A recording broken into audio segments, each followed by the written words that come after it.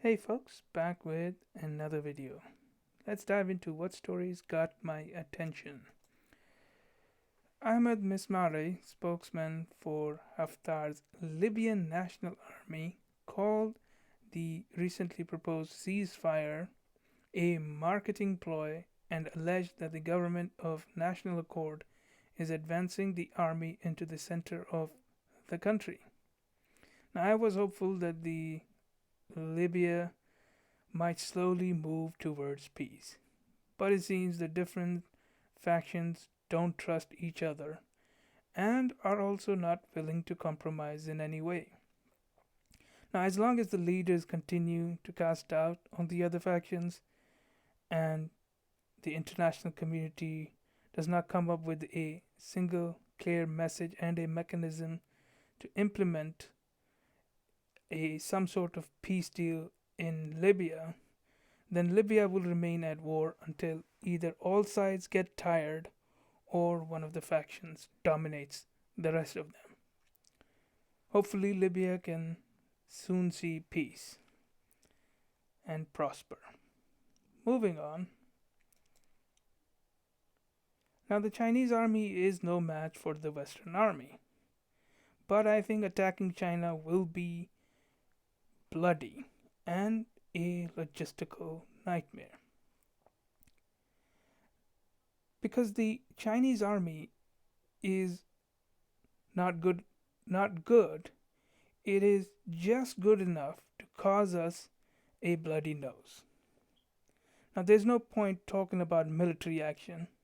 I think we must concentrate on diplomatic, legal, and economic means to pressure Beijing. We must maneuver the Beijing government to expose itself as horrible and tyrannical to the Chinese people. But we must also keep our powder dry.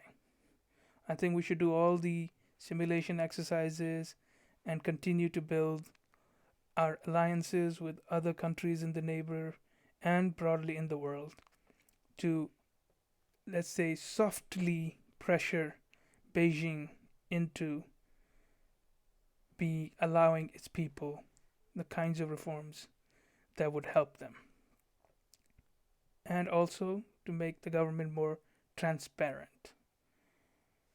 Now, moving on, Morocco's Prime Minister Saad ad-Din al-Usmani declared that his government rejects any normalization with Israel, stating that their stance is to protect the legitimate rights of the Palestinian people.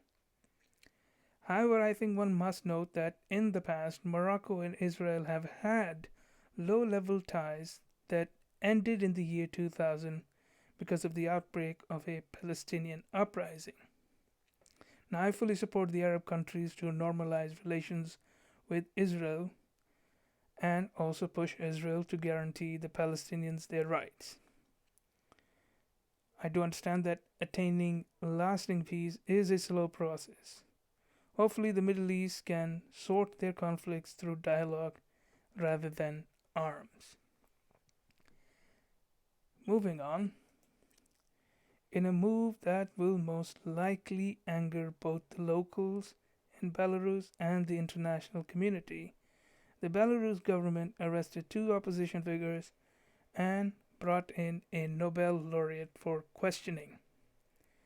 Now, this is just, I believe, bad optics on all level.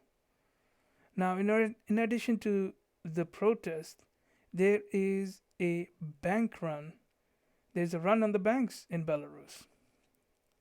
Now, this would compound the political crisis with a economic crisis. It seems that the Lukashenko government is standing on shaky grounds.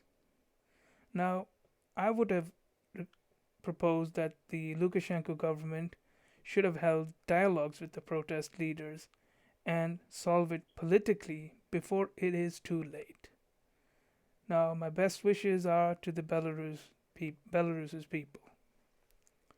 And finally, a somewhat of a good news from Iraq.